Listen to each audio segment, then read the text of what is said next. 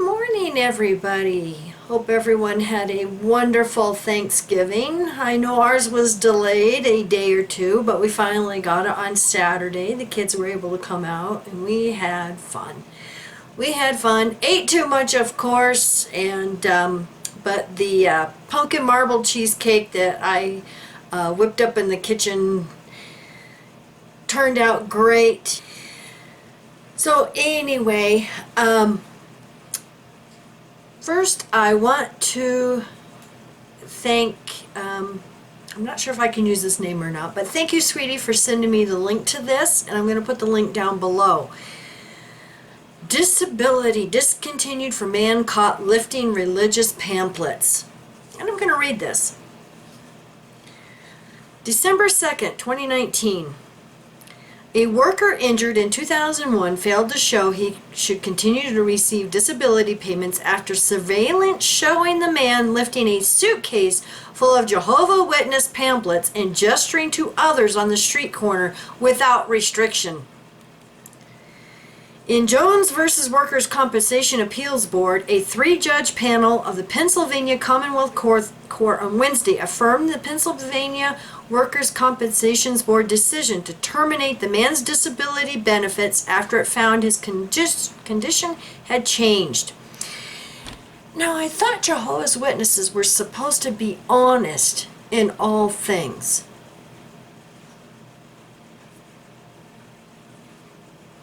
Stephen Jones worked as a maintenance custodian for the Southeastern Pennsylvania Transportation Authority, which included driving forklifts and lifting heavy loads. In September 2001, he fell about 10 feet through an open grate and sustained multiple injuries.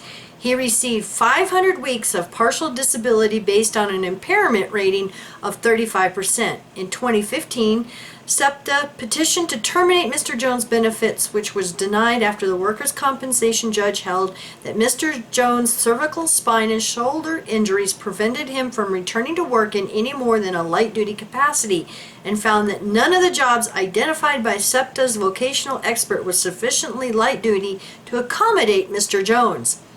In 2018, SEPTA filed another petition for termination, and Mr. Jones filed a petition to modify his business from partial disability to ongoing total disability, arguing that he suffered from neck pain that radiated to his upper extremities and was sharp and constant, and headaches that felt like migraines.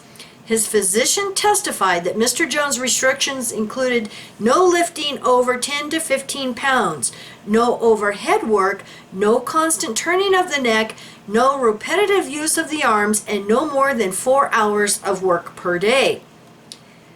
SEPTA submitted surveillance showing Mr. Jones, a Jehovah's Witness, pulling a large suitcase and setting up a display of pamphlets, as well as standing on the street corner and gesturing with his arms and hands without restriction.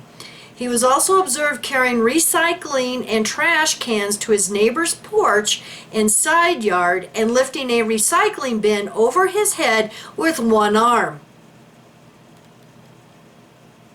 That almost sounds like he was lying. The workers' compensation judge rejected Mr. Jones' physician's testimony, noting that there was a lack of objective findings on either examination or test performed that would support a finding of ongoing disability, and granted SEPTA's termination petition, and the Pennsylvania Workers' Compensation Appeals Board affirmed the judge's decision. Mr. Jones appealed, but the Pennsylvania Commonwealth Court affirmed the board's decision. Although Mr. Jones argued that the board erred in its decision, citing his physician's testimony that there had been no change in his condition, the court held that when the judge found Mr. Jones' subjective complaints of pain to no longer be credible, that SEPTA established a change in physical condition that affected his ability to work. The court also found the surveillance showing Mr. Jones lifting and carrying books and bags while performing religious duties supported the judge and the board's decision that he had fully recovered from his injuries. Yeah, good and honest Jehovah's Witness there. Unbelievable. All right, now I just wanted to cover a few things here. I want to thank everybody so much on the GoFundMe that Hazel had started. I was going to go leave a comment and thank everybody personally, but for some reason I can see the website, the first page, but I can't access it at all. So anyway, I just wanted to thank everybody so much, for all of, your love and support. We appreciate it so much, and we love you guys too. And I also want to mention, now we've seen other videos from this guy. His YouTube channel is MKTversity, Me Sumeria Min.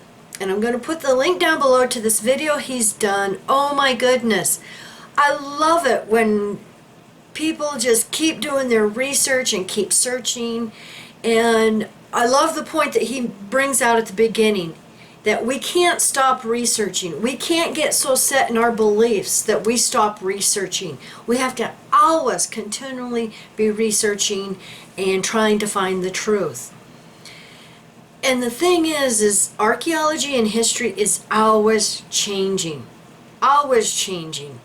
Like Mike mentioned in his video, that Jericho, the destruction of it may have to be moved back to the 1500 BCE. And I agree, because we were watching a documentary, it's by Simcha Yakubovich, and it's on YouTube. I'll put the link down below to that also, if I can find it again.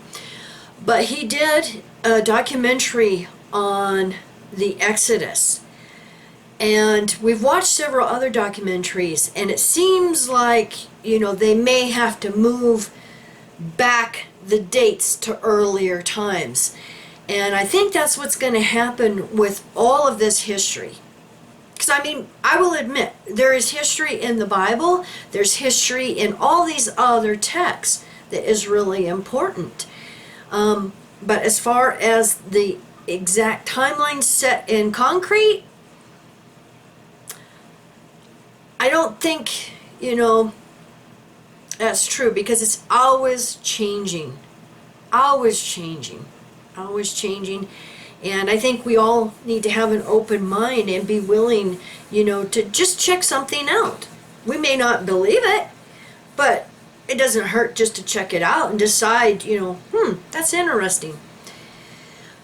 But anyway, I'm going to put the link down below to this video, because he did a very good video. I love it. And it's about spit. And you're like, what the heck? Think about it. How many times did Jesus mix his spit with mud, or, something to do with spit in healing a person?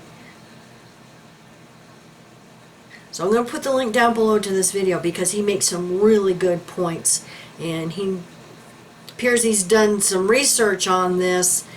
And thank you, MKT, because I think it's going to be a rabbit hole we're going to have to check out, just to check it out.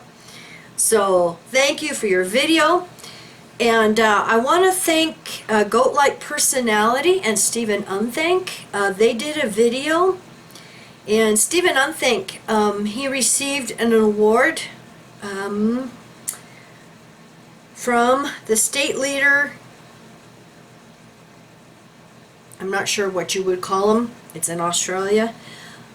But I did appreciate that at 3 minutes and 58 seconds, I believe it was, they start talking about the accusations that have been, thrown his way. And I'm staying completely neutral in this. But, the thing is there's always two sides to a story. And, we've been the victim of slander and lies ourselves. So that's why we are choosing to remain neutral in this. And I hope the truth does come out. But I don't think people should be attacking one another over anything. There's no reason to be attacking anybody over anything. There's nothing wrong with defending yourself.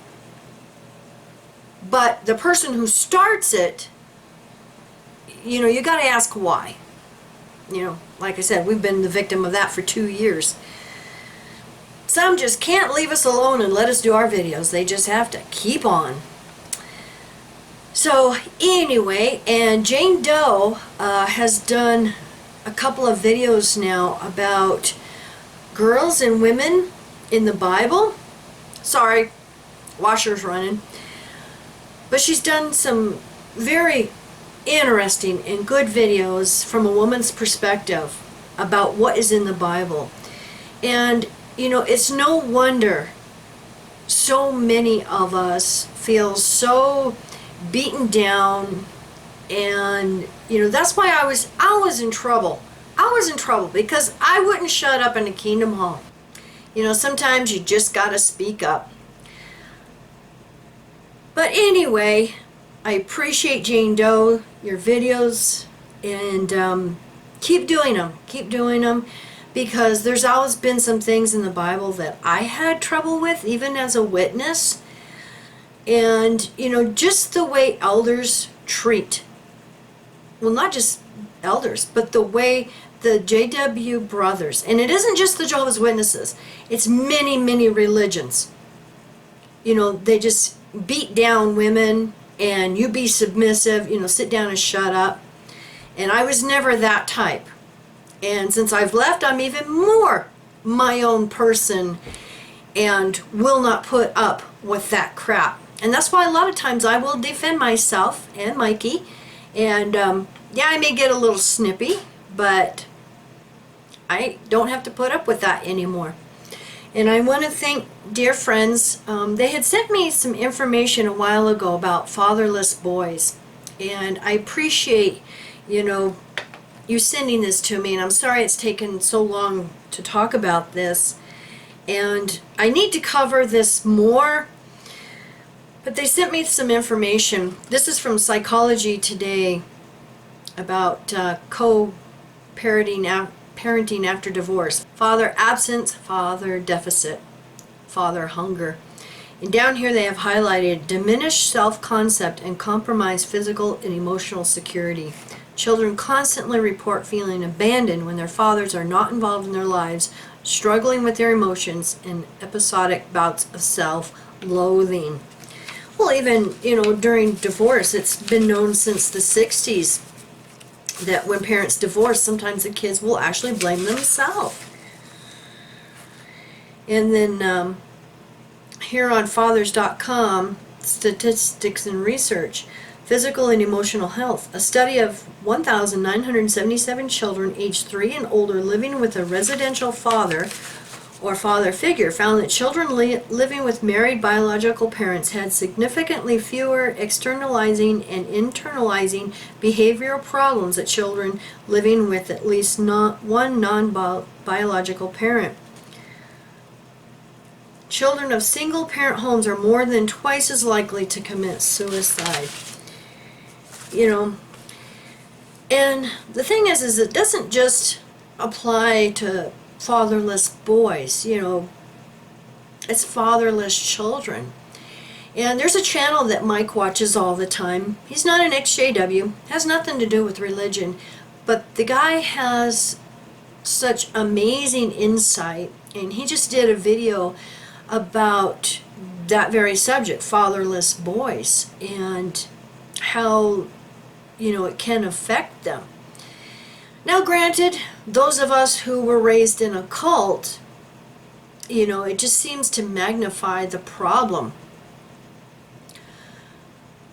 So I'm going to put the link down below to his video. We thought it was very interesting, and of course, there was a couple of things we had to disagree with. And it got me to thinking, watching this Norwegian's video, is when the elders, who kind of mentor these young boys in the congregation, studying with them and taking them out in service, that's not enough. That's not being a father figure to a young person, whether it's girls or boys. How about taking them out in the woods, hunting, fishing, just doing outdoor activities and just helping them appreciate life in general. Shiloh was homeschooled, and I had to take the same test as the public school teachers did to do this. But I never focused totally on books. We always did stuff. We went out and went to museums and planetariums and just out in nature, fishing and walks in the woods, and picnics and going and cutting wood. That was a family thing with Mike's parents that we did every year, just to cut our firewood for the year. But just things like that just mean so much. And it doesn't take much. It doesn't take much at all. Just a little bit of time and effort just to spend time with these kids. And I think that's what they need.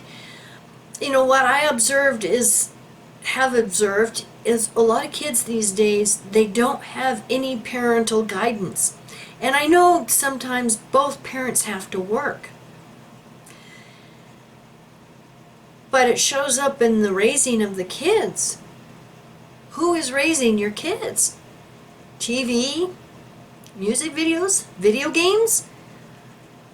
They're left to their own devices from the time school lets out until mom and dad come home. During the summer, they're left on their own.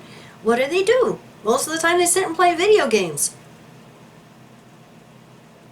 So it just seems to be a downfall of society. So I'm going to get off my soapbox now. And I just want to mention real quick that we have a couple of new things in our Teespring store. So I'm going to put the link down below to that. We have a t-shirt and hoodie that has a picture of a beautiful sunset or sunrise on the beach scene, and it says never stop searching for the truth. And we've got a coffee mug that has like the Watchtower emblem, and on the back side it says Watchtower Tears. And then there's another one, we have the picture of the governing body, and it says I love the smell of defendants' tears in the morning. So just having some fun, so thank you so much for listening, and thank you everybody so much, and I appreciate your patience on the emails. Oh my goodness, I'm getting so many, but I have finished May's now, and I'm working on June's. So if there's anything urgent, just put urgent in the line, the subject line. That way, if you need something urgent. And I'm going to put the link down below to the videos that I've mentioned, if I can find them all again. So you all have a wonderful week. Bye.